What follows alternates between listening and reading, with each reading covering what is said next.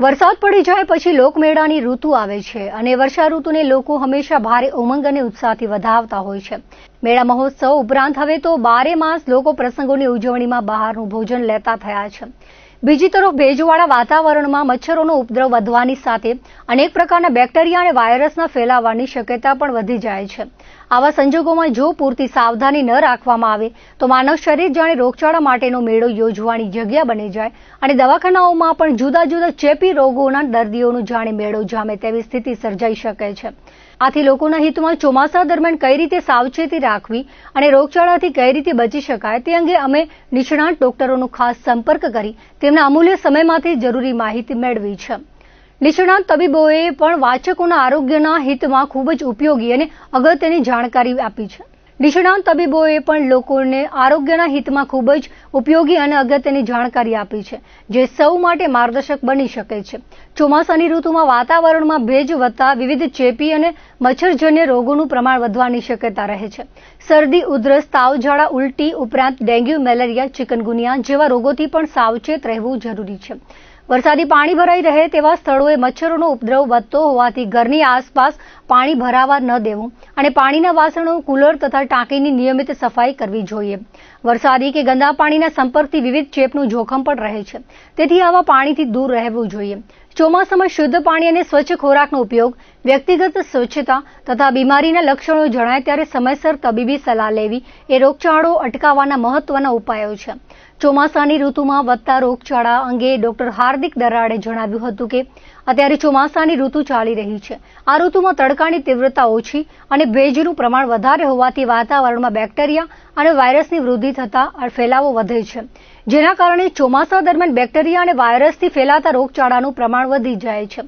ખાસ કરીને શિયાળાની શરૂઆત સુધીમાં તાવ, શરદી અને ઉધરસ જેવા રોગોમાં વધારો જોવા મળે છે. આવા સંજોગોમાં લોકોએ ખાણીપીણીમાં વિશેષ સાવધાની રાખવી જોઈએ. ઠંડા પીણા અને ઠંડી વસ્તુઓનું સેવન ટાળવું જોઈએ તથા શક્ય હોય ત્યાં સુધી ગરમ ખોરાક, ગરમ સૂપ અને ચા જેવી ગરમ વસ્તુઓ લેવી જોઈએ. ઘરમાં કોઈ વ્યક્તિને વાયરસજન્ય બીમારી થઈ હોય તો તેની છીંક કે ઉધરસના ટીપા તેમજ તેના દ્વારા ઉપયોગમાં લેવાયેલા વાસણો વગેરેના સંપર્કથી અન્ય વ્યક્તિને પણ ચેપ લાગી શકે છે. ચોમાસા દરમિયાન રોગપ્રતિકારક શક્તિમાં પણ ઘટાડો થઈ શકે છે અને સૂર્યપ્રકાશ ઓછો મળવાથી શરીરમાં વિટામિન ડીની ઉણપ સર્જાવાની શક્યતા રહે છે. તેથી બીમાર વ્યક્તિએ પોતે પૂરતી સાવચેતી રાખવી જોઈએ અને અન્ય લોકોને ચેપ ન લાગે તે માટે શક્ય હોય ત્યાં સુધી ઘરના અન્ય સભ્યોથી થોડું અંતર જાળવવું જોઈએ. આ પ્રકારની સાવચેતી રાખવાથી પરિવારના અન્ય સભ્યોને ચેપ લાગતો અટકાવી શકાય છે અને ચોમાસામાં ફેલાતા રોગચાળાથી બચી શકાય છે. અત્યારે છેલ્લા 1.5 મહિનાથી મોન્સૂનની સિઝન અત્યારે સ્ટાર્ટ થઈ છે, એટલે ઓવરઓલ તડકાની જે તીવ્રતા હોય, સૂર્યપ્રકાશ ઓછો આવે તો એને કારણે વાતાવરણની અંદર વાયરસ અને બેક્ટેરિયાનું જે મલ્ટિપ્લિકેશન છે એ વધી જાય અને વાતાવરણમાં એ લોકોનો સર્વાઈવલ વધી જાય. એટલે ઓવરઓલ વાયરસને રિલેટેડ જે બધા જ બીમારીઓ છે એ આ સિઝનમાં હંમેશા વધારે જ થતી હોય છે. આ વર્ષોનો અનુભવ છે અમારો કે ચોમાસું અને શિયાળાનું જે શરૂઆતનો જે ભાગ હોય એમાં વાયરસના હંમેશા ઘણા બધા જ કેસીસ અમારી પાસે આવતા હોય છે, જેમાં વધારે પડતું શરદી, ઉધરસ, ગળામાં દુખાવો, એને કારણે તાવ આવવું, માથું દુખવું અને ઉધરસ અને શરદીના ઘણા બધા કેસો આવતા હોય છે. લોકોએ સૌથી સારી વસ્તુ છે કે જેટલું શક્ય બને એટલું ઠંડા પીણાઓ અને વાસી વસ્તુઓ એવોઇડ કરવી જોઈએ અને ગરમ સૂપ પી શકો. ચા પાણીમાં પણ તમારે ગરમ જે કોફી, ચા, સૂપ બરાબર છે એવી બધી વસ્તુઓ વધારે લેવી જોઈએ. અને જો ઘરમાં કોઈને આ વાયરસની બીમારી થયેલી છે તો એમાંથી એની છીંકોમાંથી, એણે યુઝ કરેલા વાસણોમાંથી વાયરસ છે ઇઝીલી સ્પ્રેડ થતું હોય, એટલે આ સ્પ્રેડ થાય એવી બીમારી છે. અને ઓવરઓલ બધાની અત્યારે રોગ પ્રતિકારક શક્તિ છે ઓછી હોય, કારણ કે ટેમ્પરેચર ઓછું છે, તડકો ઓછો છે, એને કારણે વિટામિન ડીનો પણ એક્સપોઝર લોકોનો ઓછો થતો હોય તો આ રોગ છે એ સ્પ્રેડ ફેમિલીમાં આખા ફેમિલીને ઇન્વોલ્વ કરતો હોય, એકને થાય તો બીજા 3-4 જણને થતો હોય. તો શક્ય હોય તો જેને બીમારી થયેલી હોય એ વ્યક્તિએ થોડું બધાથી દૂર રહેવું જોઈએ. છીંકોને આવે તો એવા વસ્તુઓ યુઝ કરવી જોઈએ સ્પ્રેડ ન થાય. એના કપડાં કે એના વાસણો છે બાકીના બધા સાથે ઓછા યુઝ કરવા જોઈએ, જેથી સાવચેતીના રૂપે આખા ફેમિલીને ઇન્વોલ્વમેન્ટ ન થાય. ચોમાસામાં શરદી, ઉધરસ, તાવ, ઝાડા, ઉલટી અને પેટના દુખાવા જેવા રોગચાળા વધ્યા હોવાનું જોવા મળી રહ્યું છે.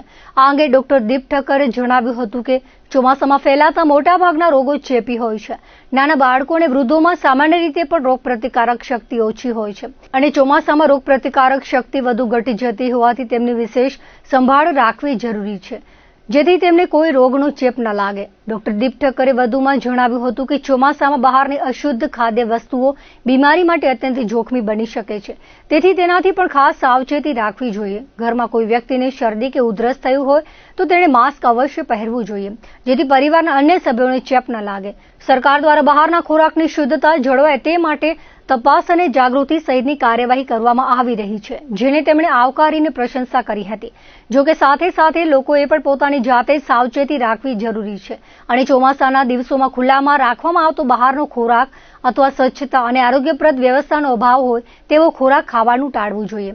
ઘણીવાર વાસી અથવા અશુદ્ધ ખોરાક ખાવાથી ફૂડ પોઈઝનિંગની ગંભીર અસર થવાની શક્યતા રહે છે. તેથી ચોમાસાની ઋતુમાં દરેક વ્યક્તિએ પોતાની તેમજ પરિવારના સભ્યોની આરોગ્યની સુરક્ષા માટે ખાસ કાળજી રાખવી જોઈએ, તેમ ડોક્ટર દીપ ઠક્કરે જણાવ્યું હતું. અત્યારે સામાન્ય શરદી, ઉધરસ, તાવ અને પેટનો દુખાવો, ઝાડા ઉલટીના કેસ પણ થોડા નીકળ્યા છે. તો હું એક જ સલાહ આપીશ કે જેને શરદી ઉધરસ હોય એમને માસ્ક પહેરવું જોઈએ અને મોટી વયના જે લોકો છે એનાથી કે નાના બાળકોથી એનાથી થોડા દૂર રહેવું જોઈએ, જેથી કરીને વાયરસનો ચેપ ફેલાતો ઓછો થાય. ઘણીવાર મોટી ઉંમરે આપણી ઇમ્યુનિટી ઓછી હોય તો વાયરસનો ચેપ તરત લાગી શકે અને યંગ જે લોકો હોય એના કરતાં મોટી ઉંમરનામાં એની સિવિયરિટી પણ વધારે હોય એટલે તકલીફ પણ વધારે થઈ શકે. બીજું કે જે બહારનો ફૂડ ખાઈએ છીએ એમાં હાઇજેનિક સારો ફૂડ હોય તો જ લેવું જોઈએ.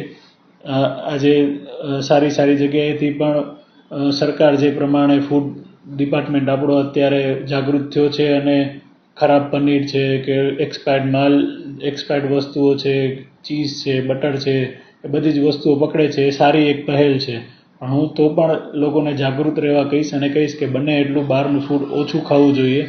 જ્યારે તડકો વધારે ના હોય, આવું વાતાવરણ હોય તો તરત જ ઝાડા ઉલટી, ફૂડ પોઈઝનિંગના કેસીસ થઈ શકે, એટલે બને એટલું ફૂડ લેવામાં પણ ધ્યાન રાખવી જોઈએ. નિષ્ણાંત તબીબોએ પણ લોકોને આરોગ્યના હિતમાં ખૂબ જ ઉપયોગી અને અગત્યની જાણકારી આપી છે. કચ્છ લાઈફ કેર હોસ્પિટલમાં છેલ્લા 6 વર્ષથી હાડકાના સર્જન તરીકે પોતાની સેવા અને વિશિષ્ટ તબીબી કુશળતાની સૌરભ પ્રસરાવતા ડોક્ટર ચિંતન શેઠે જણાવ્યું હતું કે આજના સમયમાં જેમ જેમ ઉંમર વધતી જાય છે તેમ હાડકાં નબળા પડતા જાય છે. હાડકાને મજબૂત રાખવા માટે જીવનશૈલીમાં સુધારો કરવાની ખાસ જરૂર છે, જેમાં નિયમિત વોકિંગ અને કસરત કરવી જોઈએ. સાથે સાથે ખાણીપીણીમાં પણ યોગ્ય ફેરફાર કરવા પર ભાર મૂકતા ડોક્ટર ચિંતન શેઠે જણાવ્યું હતું કે આ બાબતોનું નિયમિતપણે પાલન કરવામાં આવે તો લાંબા સમય સુધી હાડકાં મજબૂત રાખી શકાય છે.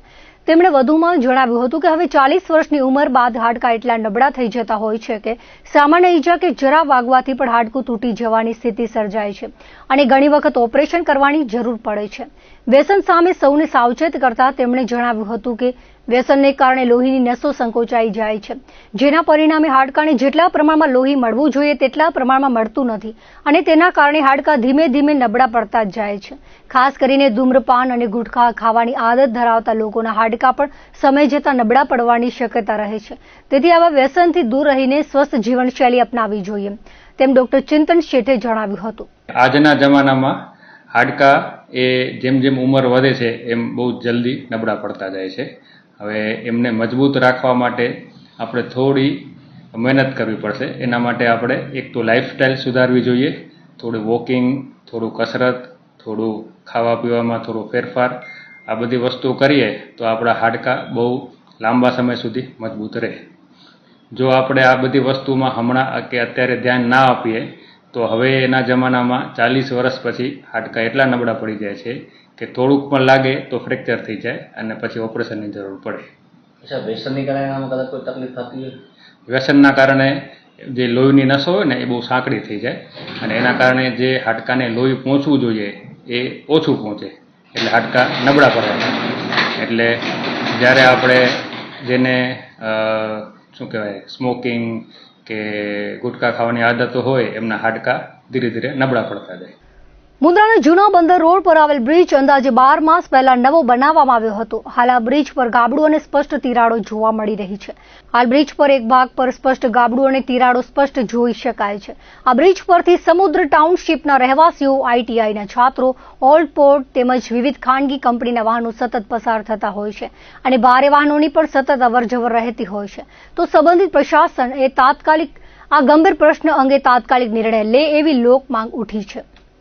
શ્રાવણ મહિનાની શરૂઆત સાથે દશામાના વ્રતનો આરંભ થયો હતો. 10 દિવસ સુધી ભાવિકોએ ઘરમાં દશામાની પૂજા અર્ચના કરી વ્રત રાખી અંતિમ દિવસે માતાજીની વિદાય આપી હતી. ગઈકાલે જાગરણ સાથે ભાવિકોએ માતાજીની મૂર્તિનું વિસર્જન કર્યું હતું. ભુજના હમીરસર તળાવ ખાતે નગરપાલિકા દ્વારા ટ્રેક્ટરની વ્યવસ્થા કરવામાં આવી હતી. આ ઉપરાંત ભાવિકો દ્વારા માતાજીની પૂજા અર્ચના કરી મૂર્તિનું વિસર્જન કરવામાં આવ્યું હતું. વહેલી સવાર સુધી ભાવિકોનો ધસારો જોવા મળ્યો હતો. પાવરપટ્ટીના બિબ્બરથી નખત્રાણા જતા માર્ગ પર જંગલમાં મંગલ સમા ત્રિપુરારી મહાદેવ ખુડીનું ભવ્ય મંદિર ભાનુશાળી પરિવારના ભગીરથ પ્રયાસથી વિકાસ થઈ રહ્યો છે. સમિતિના પ્રમુખ દયારામ જખુભાઈ ગજરા માહિતી આપતા કહ્યું હતું કે આ સ્થળ ઐતિહાસિક છે, જ્યાં એક નાના ડુંગરની તળ નીચે બખોલની અંદર નાનું એવું સુંદર સાદો કુંડ જેવો સ્થળ છે, જેની પૂજા થાય છે. અંદાજે 200 વર્ષથી મૂળ બિબ્બરના નંદા પરિવાર દ્વારા કરવામાં આવેલ છે. હાલે આ સ્થળની પૂજા સ્વર્ગસ્થ ટોકરસિંહ નેણસીભાઈ નંદા પરિવાર કરે છે. આ સ્થળનો વિકાસ 2008માં કરવામાં આવ્યો હતો. 4 એકરમાં પથરાયેલ આ પરિસરમાં 50 બાય 40ની વિશાળ ચાલી છે. ત્યાં ભજન ભાવ થઈ શકે. 1200 જેટલા વિવિધ વૃક્ષો છે. 60 જેટલા રાષ્ટ્રીય પક્ષી મોર છે. ઉપરાંત અન્ય પશુ પંખી પણ વિશાળ છે. તેમને દરરોજ ચણ નાખવામાં આવે છે. ઉપરાંત દાતાઓ દ્વારા સુવિધા ઊભી કરાઈ છે. અન્ન ક્ષેત્ર છે, જેમાં રહેવાની સુવિધા છે, લાઇટ છે. રસ્તા પણ ત્યાં જવા માટે ડામરના છે. બાજુમાં તળાવ છે. નાના મોટા ચેક ડેમો, ગાયત્રી હવન, શિવપુરાણ કથા, ભજન, સ્વાધ્યાય જેવા ધાર્મિક કાર્યક્રમો યોજાય છે. દામજીભાઈ નંદા, શિવજીભાઈ ફુલિયા, ગોવિંદભાઈ દામા સમિતિના સભ્યો, પૂજારી શામજીભાઈ નંદા, ગાબુભાઈ જાડેજા ત્યાં નિસ્વાર્થ ભાવે સેવા આપે છે. આસપાસના ગામોમાંથી સેવકો પણ ધર્મ કાર્યમાં જોડાય છે. કરણી સેનાના જિલ્લા પ્રમુખ માધુભા જાડેજા સહયોગ આપે છે. ભુજ શહેરના આશાપુરા નગર વિસ્તારમાં મહેશ્વરી વાસની બાજુમાં ગટરના પાણીના નિકાલ માટે બનાવાયેલા નાળામાં વર્ષોથી અતિશય ગંદકી અને ગટરનું પાણી ભરાઈ રહેતા સ્થાનિક રહેવાસીઓ માટે ગંભીર મુશ્કેલી ઊભી થઈ છે. ગટરનું પાણી એકત્ર થતા અહીં જાણે ગંદકીનું સરોવર સર્જાયું હોય તેવી સ્થિતિ જોવા મળી છે. ગટરના પાણીમાંથી ફેલાતી દુર્ગંધથી આસપાસના રહેવાસીઓ પરેશાન છે, ત્યારે નાના બાળકો સહિત સ્થાનિક લોકોના આરોગ્ય સામે જોખમ ઊભું થયું છે. સ્થાનિક રહેવાસીઓના જણાવ્યા મુજબ તેઓ આ વિસ્તારમાં લાંબા સમયથી, કેટલાક પરિવારો તો છેલ્લા 50 વર્ષથી પણ વધુ સમયથી રહે છે અને અગાઉ અહીં આવી કોઈ સમસ્યા નહોતી. છેલ્લા કેટલાક વર્ષોમાં ગટરના પાણીના નિકાલ માટેની મોટી પાઇપલાઇનો વરસાદી પાણીના નિકાલ માટે બનાવાયેલા નાળાની બાજુમાંથી પસાર કરવામાં આવ્યા બાદ સ્થિતિ વણસી હોવાનું રહેવાસીઓનું કહેવું છે. ગટરનું પાણી નાળામાં આવતા તેની યોગ્ય રીતે આગળ નિકાલની વ્યવસ્થા ન હોવાથી પાણી એક જ સ્થળે ભરાઈ રહે છે. નાળામાં બાવળિયાની ઝાડીઓ અને અન્ય વનસ્પતિ પણ મોટા પ્રમાણમાં ઉગી નીકળતા પાણીના પ્રવાહમાં અવરોધ સર્જાયો છે.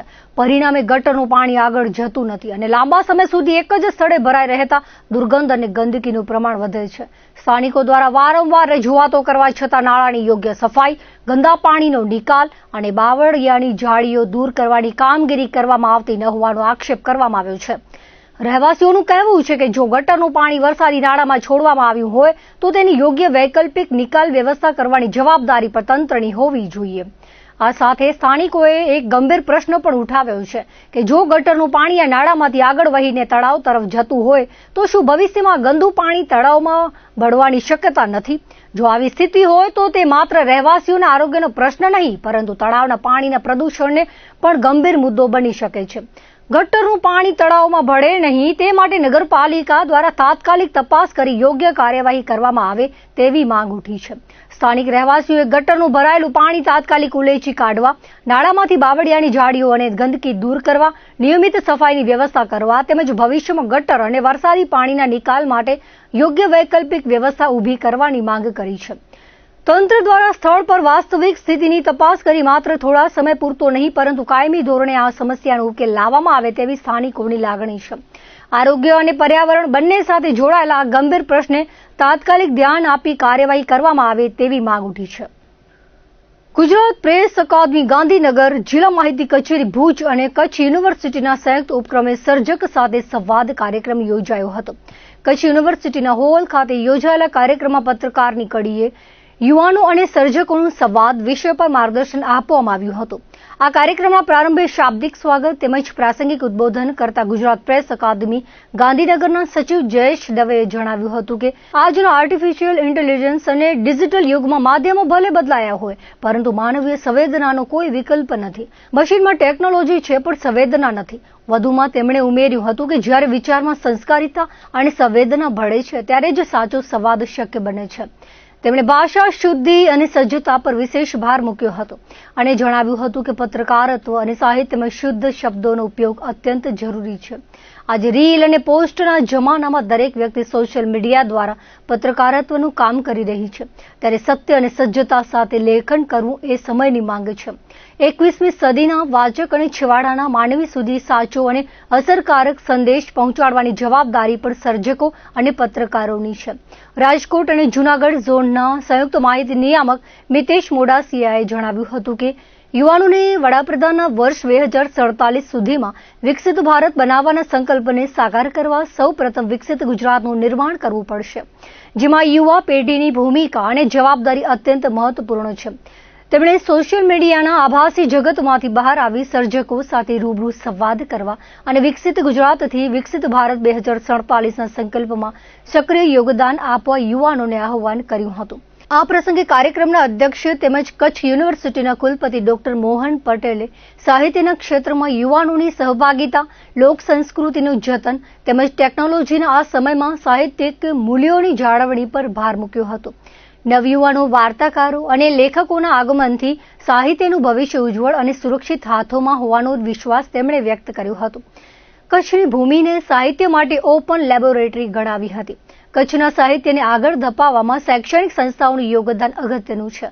તેમણે AI ટેકનોલોજીના કારણે પુસ્તકો અને સાહિત્યિક સંપદા સામે ઉભેલા પડકારો અંગે સૌને માહિતગાર કર્યા હતા. સાહિત્યના માધ્યમથી માત્ર પદ જ કે ડિગ્રી નહીં, પરંતુ એક ઉત્તમ માનવી બનીને સમાજમાં યોગદાન આપવા માટે વિદ્યાર્થીઓને પ્રેરણા પૂરી પાડી હતી.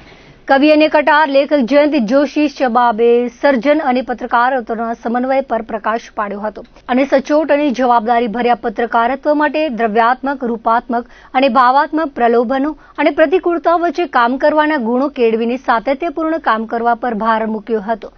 તેમણે જણાવ્યું હતું કે સમાજમાં જ્યારે અફવાઓ અને અસત્યનું ઝેર ઝડપી ફેલાતું હોય ત્યારે પત્રકાર સમાજને બચાવવાનું અને સત્યને ટકાવી રાખવાનું મહત્વપૂર્ણ કાર્ય કરે છે. તેમણે રૂબરૂ મુલાકાત અને આંતરિક સંવાદના મહત્વ પર ભાર મૂકતા કહ્યું હતું કે સર્જક સાથેનું પ્રત્યક્ષ મિલન જ જ્ઞાન તથા સરસ્વતીની સાચી આરાધના છે.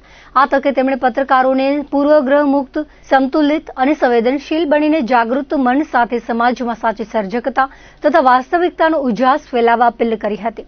યુવા વાર્તાકાર, કટાર લેખક અજય સોનીએ વક્તવ્ય આપતા જણાવ્યું હતું કે સર્જક કોઈ જુદી દુનિયાનો વ્યક્તિ નથી હોતો, પણ તે પોતાના અનુભવ જગતને કળામાં રૂપાંતરિત કરી શકે છે. લેખન એ સતત અભ્યાસનો વિષય છે. ઉત્તમ વાંચન અને સૈદ્ધાંતિક જ્ઞાન મેળવ્યા બાદ જ સાહિત્ય સર્જનની દિશામાં આગળ વધી શકાય છે. વિચારની પ્રેરણા મળ્યા બાદ તેને સાકાર કરવાનું કાર્ય અભ્યાસ અને આવડત કરે છે. કચ્છ યુનિવર્સિટીના કોર્ટ હોલ ખાતે યોજાયેલા આ કાર્યક્રમનો દીપ પ્રાગટ્યથી પ્રારંભ કરાયા બાદ મહાનુભાવોનું પુષ્પગુચ્છથી અભિવાદન કરાયું હતું. કચ્છના નાયબ માહિતી નિયામક ઘનશ્યામ બેડવાએ આભાર વિધિ કરી હતી. તેમજ સર્જક સાથે સંવાદ કાર્યક્રમનો દોરી સંચાર, સમગ્ર કાર્યક્રમનું સફળ સંચાલન હનીબેન રાઠોડે કર્યું હતું. સામાન્ય જ્ઞાન કસોટીમાં વિદ્યાર્થીઓ ઉત્સાહથી જોડાયા હતા. વિજેતાઓને પ્રોત્સાહન રૂપે મહાનુભાવોના હસ્તે ભેટ અપાઈ હતી. વક્તાઓએ પ્રશ્નોત્તરી દરમિયાન વિદ્યાર્થીઓના પ્રશ્નોના સંતોષકારક જવાબ આપીને ઉજ્જવળ ભવિષ્યની શુભકામનાઓ પાઠવી હતી. આ પ્રસંગે અધિકારીઓ, કર્મચારીઓ તેમજ ભાષા ભવનના વિદ્યાર્થીઓ મોટી સંખ્યામાં ઉપસ્થિત રહ્યા હતા. અંજાર વિસ્તારમાં આવેલ મોડલ સ્કૂલ માધ્યમિક શાળામાં ધોરણ 9 થી 12માં અભ્યાસ કરતા સ્લમ વિસ્તારમાં આવેલા શાળામાં બાળકોને નોટબુક, બોલપેન, અભ્યાસલક્ષી કીટનું વિતરણ કરવામાં આવ્યું હતું. શાળાઓમાં જરૂરિયાતમંદ વિદ્યાર્થીઓને શૈક્ષણિક સહાય વિતરણ રામકૃષ્ણ મિશનના માનવ સેવા એ જ પ્રભુ સેવાના ઉદ્દેશ્યથી કરવામાં આવે છે, જેના ભાગરૂપે આ કાર્યક્રમ યોજાયો હતો. પ્રસંગ વક્તવ્યથી બાળકોને અને સ્વામી વિવેકાનંદના પુસ્તકો વાંચવા માટે ખાસ અનુરોધ કરાયો હતો. અંજાર રામકૃષ્ણ શારદા સેવા કેન્દ્રની પ્રવૃત્તિઓથી વિદ્યાર્થીઓને વિદ્યાદાન માટે સહયોગી બનીને મદદ કરવામાં નિમિત્ત બનતા હોવાનું જણાવ્યું હતું. શાળાના આચાર્યએ દાતા પરિવારની સેવા પ્રવૃત્તિને બિરદાવી હતી. ભુજ તાલુકાના દ્રંગ ગામે આવેલી અનુસૂચિત જાતિ સામુદાયિક ખેતી સહકારી મંડળી લિમિટેડ દ્વારા જિલ્લા કલેક્ટરને એક મહત્વપૂર્ણ આવેદનપત્ર પાઠવવામાં આવ્યું છે. રજૂઆતમાં જણાવાયું છે કે દ્રંગ ગામના વિવિધ સર્વે નંબરોની જમીન પર મંડળીનો કાયદેસરનો હક અને કબજો હોવા છતાં મંડળીના સભ્યોને જમીનના વાસ્તવિક ઉપયોગથી વંચિત રાખવાના પ્રયાસો થઈ રહ્યા છે. આ અંગે માનનીય મહેસૂલ વિભાગ ગુજરાત સરકાર દ્વારા મંડળીની રિવિઝન અરજી મંજૂર કરીને કલેક્ટરના પૂર્વ હુકમ રદ કરવા સહિતના મહત્વના આદેશો કરવામાં આવ્યા હતા. મંડળીના હોદ્દેદારોએ આવેદનપત્રમાં માંગ કરી છે કે મહેસૂલ વિભાગના આદેશનો તાત્કાલિક અને કાયદેસર અમલ કરાવવામાં આવે. એસડીએમ સમક્ષ ચાલતી કાર્યવાહીમાં મહેસૂલ વિભાગના આદેશ સાથે સંગતતા જાળવીને તટસ્થ તપાસ હાથ ધરવી જરૂરી છે. જમીન રેકોર્ડ 7/12 કે અન્ય દસ્તાવેજોમાં જો કોઈ ગેરરીતિ કે ખોટી નોંધો થઈ હોય તો તેની નિષ્પક્ષ તપાસ કરી જવાબદારો સામે કાર્યવાહી કરવા તથા દ્રંગ ગામની આ જમીન પર કાયદેસરના હકદાર મંડળીના સભ્યોને શાંતિપૂર્ણ કબજો સોંપવા માટે કલેક્ટર તંત્ર પાસે માંગ કરવામાં આવી છે. આ વેળાએ મોટી સંખ્યામાં સ્થાનિક જાગૃત નાગરિકો હાજર રહ્યા હતા. કલેક્ટર કચેરી ખાતે ભુજ અનુસૂચિત જાતિ ખેતી સહકારી મંડળી છે જે એની જમીનો છેલ્લા 4 દાયકાથી અન્ય અસામાજિક તત્વો હોય કે અન્ય જે પણ લોકો હોય એના પાસે આ જમીનોના કબજા છે. તો એ કબજા છોડાવવા માટે આજે અમે એક રજૂઆત કરવા માટે આવ્યા હતા. રાષ્ટ્રીય દંડ અધિકાર મંચ અને મંડળીના સભાસદો તેમજ મંડળીના હોદ્દેદારો પણ આજે ઉપસ્થિત રહ્યા છે. માંગ એવી છે કે જ્યારે 1982ના 83માં ટોચ મર્યાદા ધારા હેઠળ જ્યારે જમીનો શ્રી સરકાર થઈ અને એના બાદ મંડળીઓને સોપરત કરવામાં આવી, પણ એ જમીનો આજ દિવસ સુધી જાણે કે એમના જ કબજામાં રહેલી છે. તો એ મુદ્દે અમે ઘણો સમયથી અમે છેલ્લા 2017થી રાપરની મંડળી હોય, ભચાઉની મંડળી હોય કે ભુજની મંડળી હોય અમે લડતા આવ્યા છીએ. ભુજની મંડળીનો પણ જમીનો આપવાનો સિલસિલો ચાલુ થયો, પણ જે એક દ્રંગ અખાડાનું જે પ્રશ્ન હતો તે જમીન એવું માનવું હતું કે એ લોકોની જમીન છે. તો અમે જે તે વખતે આ કેસ તેઓ કલેક્ટરમાં આવ્યા અને કલેક્ટરમાં અરજી કરી ત્યારથી નિકાલ થયો અને પછી SSRDમાં આ કેસ દાખલ થયો અને SSRDમાં પણ આ કેસ મંડળી પક્ષે આવ્યું અને દ્રંગ અખાડાની જમીન નથી એવું ઓર્ડરમાં પણ જણાવવામાં આવ્યું છે. એ ઓર્ડર 2024ના આવે ત્યારે આજે 2026 હોય અને 2 વર્ષ જેટલો સમય વીતી જાય તો પણ આ જમીનોના કબજા આ સભાસદોને ન મળતા હોય તો આ એક ખૂબ ગંભીર બાબત છે. અમારી મંડળીમાં ઘણા બધા ગામો છે. મમવારા છે, કનિયાબા છે, દ્રંગ, કોટાઈ, ફુલાઈ, લોડાઈ, જવાનગર, મોડસર ગામો છે.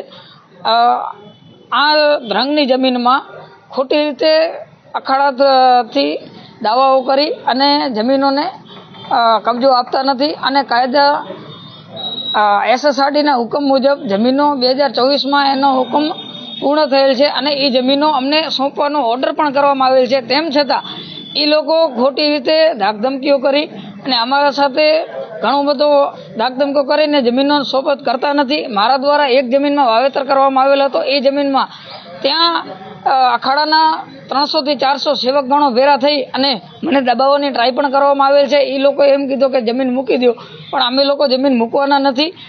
અમે જમીનો ખેડશું, વાવશું અને અમે સંતોષસિંહ મેકણ દાદાને પહેલાં પણ નમતા હતા, આજે પણ નમીએ છીએ અને ભવિષ્યમાં પણ નમતા રહેશું. અને અમે મેકણ દાદાથી એમનો કોઈ વિરોધ નથી. અમે મેકણ દાદાની સાથે જ છીએ.